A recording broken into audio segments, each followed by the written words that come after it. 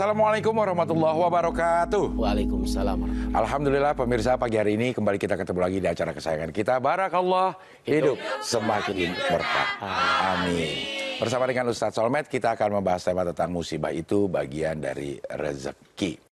Ustadz, kan beberapa waktu yang lalu nih kita banyak dengar musibah nih terjadi di sekitar kita. Ada kebakaran, ada banjir yang banyak merendam rumah warga ya. Terus tanah longsor, kecelakaan, banyak lagi dah yang lainnya. Terus kita tuh sering beranggapan bahwa musibah itu ujian dari Allah. Tapi ada juga yang bilang kalau musibah itu bagian dari rezeki. Maksudnya seperti apa itu, Ustadz? Ya, dunia ini kan berputar. Udah. Ada pagi, siang, sore, malam, terus balik lagi. Dengan segala keadaan kondisi yang banyak dirasakan oleh setiap insan sehingga dunia ini jadi berkembang. Orang jalan capek. Solusinya apa? Istirahat. Enggak dong. Ada sepeda. Ada sepeda. Kira istirahat ya. Sepeda ternyata mengayu juga capek, berkembang lagi, ada motor, naik jadi mobil, naik jadi pesawat. Tapi di sisi lain, semua itu punya resiko, udah. Ya. Terjatuh, tertabrak, ditabrak, mesin rusak, segala macam. Nah, biar nggak rusak, ada apa? Bengkel. Ada bengkelnya, ada yang nyerpisnya, ada yang memberikan ilmu tentang servis itu. Ya. Nah, itu yang membuat dunia kemudian menjadi tetap berada pada siklusnya, pada rotasinya gitu. Perputaran itu, jadi suka nggak suka, musibah itu ada, di balik itu juga bisa jadi ada rezeki. Rezeki buat siapa? Buat dua-duanya kalau saya pikir. Buat yang terkena musibah juga? Yes, kita sakit, Ya. musibah. Alhamdulillah ada dokter. Ya. Seneng banget ketemu dokter, seneng banget ketemu rumah sakit, seneng banget ketemu obat.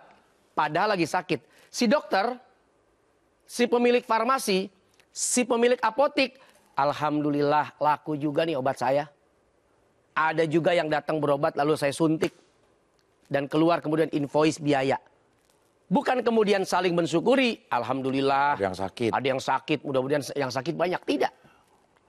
Tidak usah pakai doa begitu juga, itu masih siklus alam udah. Ada nyamuk. Dengan adanya nyamuk, ada obat. Jadi tambah kuat obat nyamuk. Nyamuk diobatin bukan jadi tambah kuat, Ustaz? Bukan, maksudnya obat nyamuk tuh racun. Oh, racun nyamuk, oke. Obat racun. Kan kalau racun nyamuk nggak enak juga ya. Iya. Disemprot, wah racun. Nanti Image-nya racun. jangan-jangan beracun juga buat manusia. Nah, tapi kalau obat agak sedikit soft. Ya. Tapi sebetulnya itu membunuh nyamuk. Iya. Di satu sisi, nyamuk tuh bencana. Kita takut. Tapi dengan adanya nyamuk, kita akhirnya, beli dong oles-olesannya. Iya, Autin. Iya. Main bola Autin. Iya. Ya, beli dong semprotannya. Kita. Dan dia seneng loh ketika tanya, ada semprotan nyamuk? Ada. Alhamdulillah ada juga. Raket. Ya, yang nyetrum. Iya, raket nyamuk. Itu kerjaan kita tiap malam sama bini itu. Satut.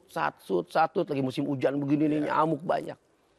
Seneng, gembira, sampai kita cas. Nggak ada marahnya kita sama Tuhan tuh. Karena kita gembira ada solusinya dan itu rezeki. Padahal lagi dapat musibah. Si tukang rakit juga, itu rezeki. Karyawannya berapa? Iya. Yang bikin obat nyamuk, berapa karyawan dan penghasilannya? Tanpa harus mendoakan semoga musibah terjadi pada dia agar saya dapat rezeki. Semoga rezeki saya banyak dengan dia mendapatkan musibah. Nggak perlu ada begitu. Siklusnya memang udah Allah buat.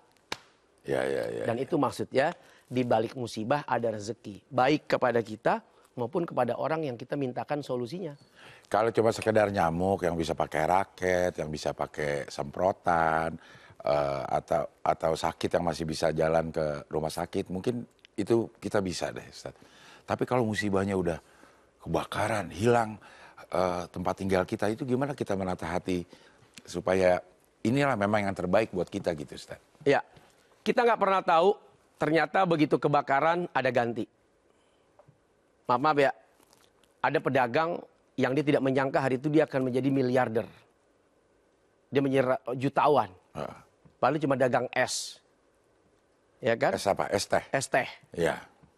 Itu. Ya harus terusin, silakan Ustaz. Iya. Itu nggak nyangka. Gak nyangka ya. Di malam itu dia cuma bawa misal 20. Ternyata malam itu yang 20 dia gondol-gondol di atas kepalanya melahirkan ratusan juta yang nggak pernah dia mimpi. Iya. Ini contoh ya, contoh. Ya. Kemudian ada pedagang tahu. Dia jual tahu, biasanya dia naik mobil angkutan tuh, tahu bulat-bulat itu. Ya. Kan sebelum berangkat ke tukang tahu bulat tuh tahunya dibawa tuh. Ada tuh rombongan mobil bak. Hari itu karena hujan dia tidak bisa naik mobil tahu itu. Akhirnya dia jalan jualan tahu. Tahu-tahu Mobil tahunya Iya. saat itu dia sebel kesel. Kenapa gue telat? Kenapa hujan turun? Iya. Ternyata dia tidak ikut rombongan mobil tahu. Begitu dia tahu. Tahu.